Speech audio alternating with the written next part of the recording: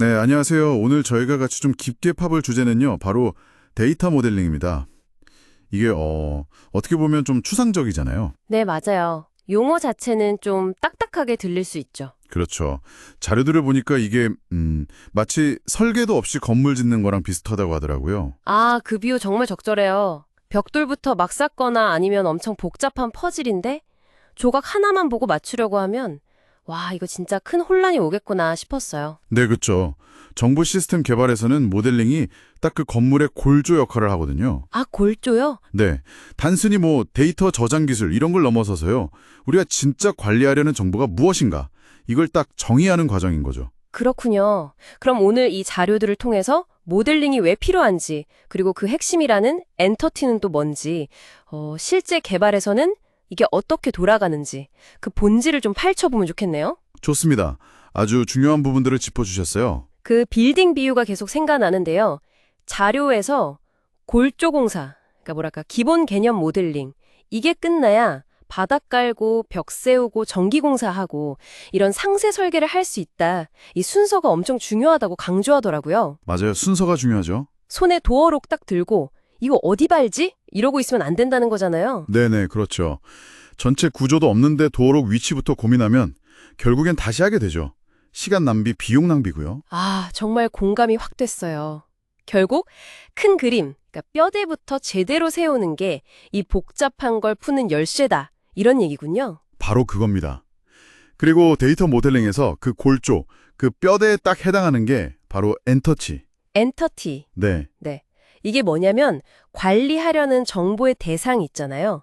그걸 명확하게 정의한 집합이라고 보시면 돼요. 집합. 집합이요? 근데 여기서 진짜 중요한 게 명확한 정의예요. 예를 들어서 사원이라는 엔터티를 만든다 쳐요? 그러면 퇴직자도 사원인가?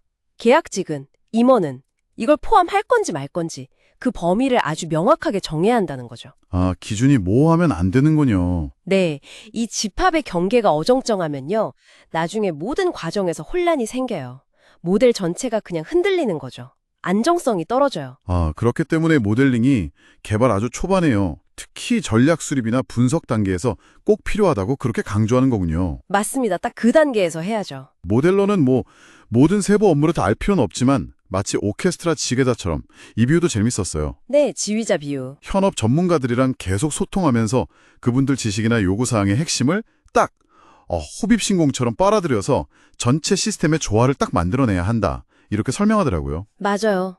통합적인 시각하고 커뮤니케이션 능력이 그래서 모델러에게 정말 중요해요.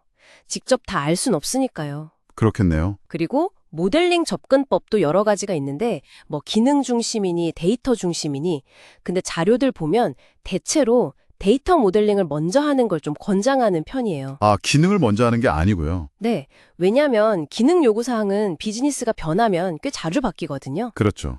근데 핵심 데이터 구조는 한번 잘 잡아놓으면 상대적으로는 좀 안정적이에요. 기능 바뀔 때마다 데이터 모델까지 막 흔들리면 시스템 전체가 불안정해지겠죠? 아, 그럴 수 있겠네요. 안정성 측면에서 데이터가 더 우선이군요. 그리고 모델링이랑 설계를 딱 구분하는 것도 되게 중요해 보였어요. 오, 네, 그거 아주 중요한 포인트입니다. 모델링은 그야말로 비즈니스 규칙이나 정보 구조 자체를 정의하는 거고, 이걸 특정 데이터베이스 기술, 예를 들면 뭐 관계형 DB 같은 걸로 어떻게 구현할까, 이걸 구체화하는 건 설계 단계의 역할이다. 딱 이렇게 나누더라고요. 정확해요. 그러니까 모델링은 좀 기술 중립적이어야 한다. 이런 느낌이었어요. 네, 맞습니다. 모델링은 무엇을 관리할 거냐, 이 본질에 집중하는 거고요. 설계는 이걸 어떻게 구현할 거냐, 그 기술적인 방법을 고민하는 거죠. 설계는 그래서 모델링 결과의 한 10% 정도 작업이어야 한다. 이런 말도 있었는데 그만큼 모델링이 중요하다는 거겠죠? 그렇죠. 본질 정의가 잘 되어 있으면 기술 구현은 상대적으로 쉬워진다는 의미도 돼요. 이 구분이 명확해야 나중에 기술이 바뀌어도 유연하게 대응하고 또 비즈니스 본질에 계속 집중할 수 있는 시스템이 만들어지는 거죠. 아, 그래서 그 엔티티 찾는 과정을 미인 대회에 비유했나 봐요. 이것도 재밌었는데. 네, 미인 대회 비유. 처음에는 현업 요구사항이나 문서 같은 데서 막 후보들을 다 뽑아놓고 그 다음에 엄격한 기준, 뭐 명확하게 정의되느냐, 독립적이냐 이런 걸로 심사를 해서 최종 엔티티를 딱 선정한다. 일단 뽑으면 그 정의는 계속 지켜야 하고요. 맞습니다. 후보 발굴하고 심사해서 최종 결정하는 거죠. 비유가 재밌죠? 네. 자, 그럼 정리를 좀 해보면요. 결국 성공적인 시스템을 만들려면 어떤 기술을 쓸까 이걸 고민하기 전에요.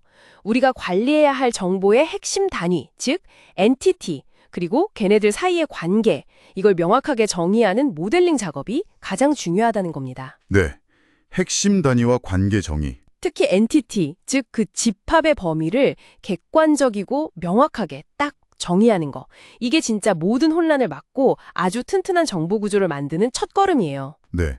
오늘 얘기를 들어보니까 정말 빌딩을 짓든 퍼즐을 맞추든 어떤 복잡한 문제를 다룰 때 세부적인 거에 막 빠지기 전에요. 전체 구조랑 핵심 뼈대부터 먼저 파악하고 정의하는 게 중요하구나. 이걸 다시 한번 깨닫게 되네요. 그렇죠. 그게 본질이죠. 자, 그럼 청취자 여러분께 마지막으로 이런 질문을 던져보면서 마무리할까 합니다. 오늘 저희가 이 자료들을 보면서 엔티티, 즉 집합 정의가 정말 중요하다고 계속 얘기했잖아요. 네, 강조했죠. 지금 여러분께서 하고 계시는 업무나 아니면 관심 있는 분야에서 가장 핵심적인 엔티티 또는 집합이라고 할 만한 건 과연 무엇일까요? 그리고 만약에 그것을 오늘 저희가 얘기 나눈 것처럼 더 명확하게 한번 정의해 본다면 어쩌면 지금 복잡하게 얽혀 있다고 생각했던 문제들 중에 어떤 것들이 의외로 쉽게 풀릴 수도 있지 않을까요? 한 번쯤 생각해 보시면 분명 흥미로운 통찰을 얻으실 수 있을 겁니다.